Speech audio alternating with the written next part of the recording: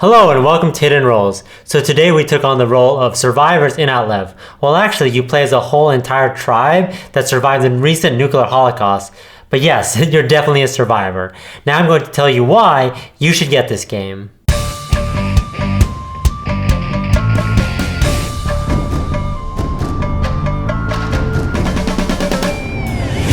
So I'm basically going to be hyping up this game for the next couple of minutes because it's something you should definitely try. I'll be outlining the top 3 reasons why you should buy and play this game. Sound good? All aboard then! So the first reason why I think you should play this game is that it's a worker placement game but with a unique theme. When I first saw this game, I thought it was just another one of those Ameritrash games because of the theme. But actually, once I played it, it was a well thought out worker placement game.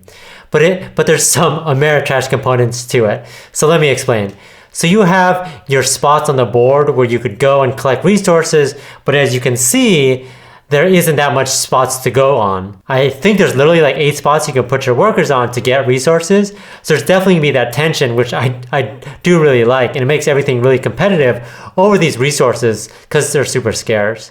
It really makes everyone desperate to try to grab as much resources as they can and trying to change their strategies on what they really need to do. So I'm a big fan of worker placement games that have different types of meeples.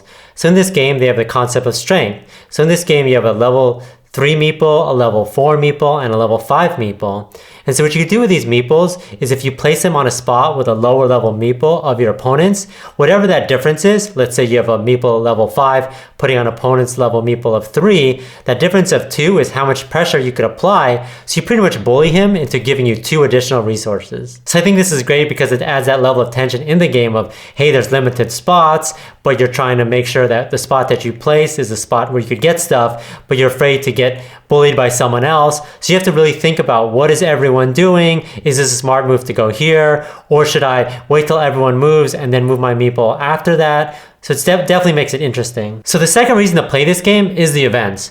I really thought this part of the game was super interesting and kept everyone on their toes. So what happens during the game is that these events come out and they usually harm pretty much everyone.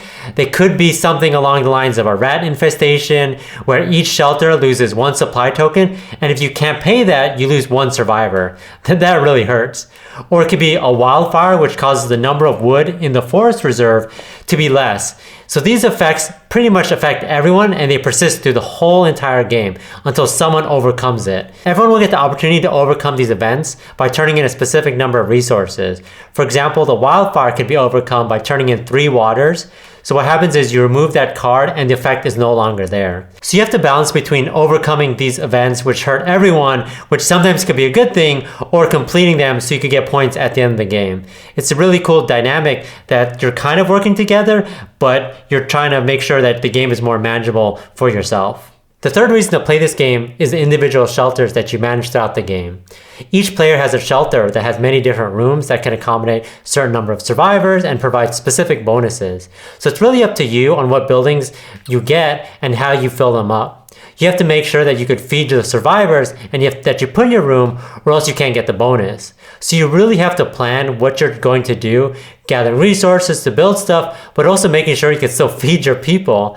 You're constantly planning and preparing, but when one of your opponents does something to ruin your plan, you really have to adapt. It's really cool how other people are managing their shelters differently. Maybe I'm trying to make my shelter really good at hunting and increasing the meat I'm getting when I go out and hunt, but maybe my opponent's just trying to build rooms that could pack as much survivors in as possible. It's really up to the person and how they want to play. So that's it. Great worker placement with a cool theme, super interesting events, and being able to make your own shelter the way you want it. I'm so hyped about this game. I think I'm going to go actually play it right now. Laters.